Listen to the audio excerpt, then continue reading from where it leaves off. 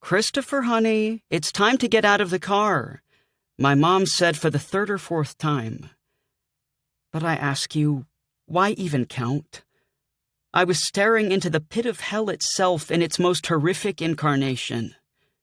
Middle school.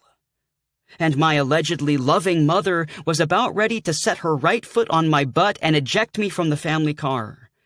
She, who once pushed me out of her own body, was now not just willing, but actually anxious to force me into a day fraught with certain failure, humiliation, and irreversible psychological damage. And for all that, I was still supposed to buy her a Mother's Day card each and every year? Where is justice when it is needed?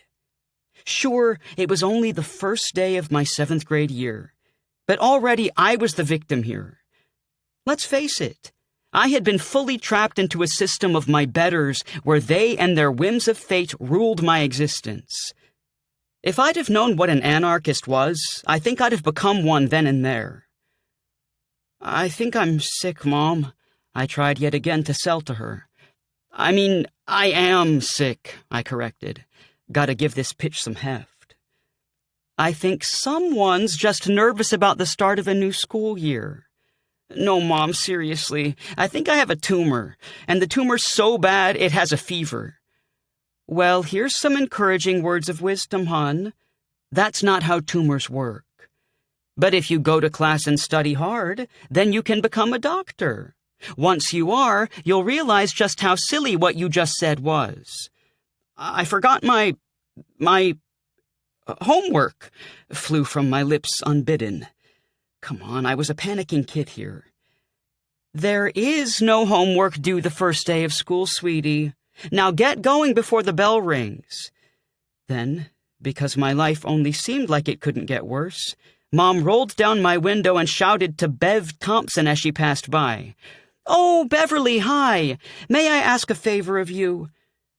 Some quick history. Bev and I had been in school together since kindergarten.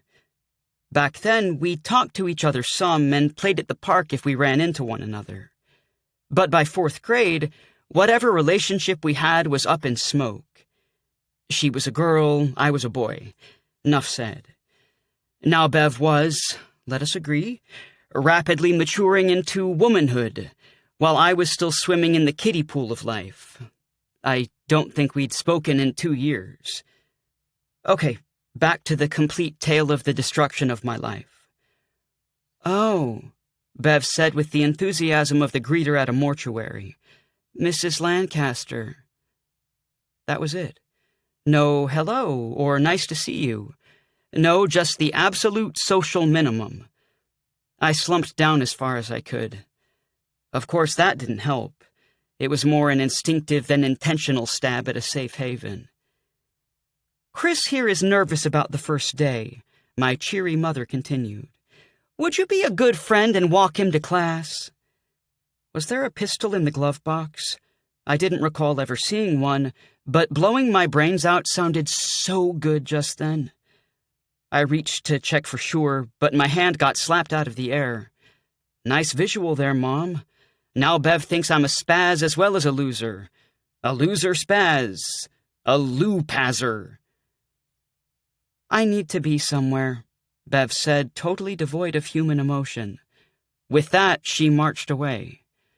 "Well, pooh. I'm sorry your friend didn't have time to help," Mom decried.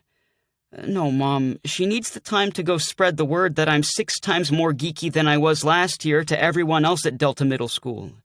Maybe she's going to the office to use the PA system? She's a very focused individual." "Very funny," Mom dismissed with a slap of my thigh. "Now get out and have a great day as a 7th grader."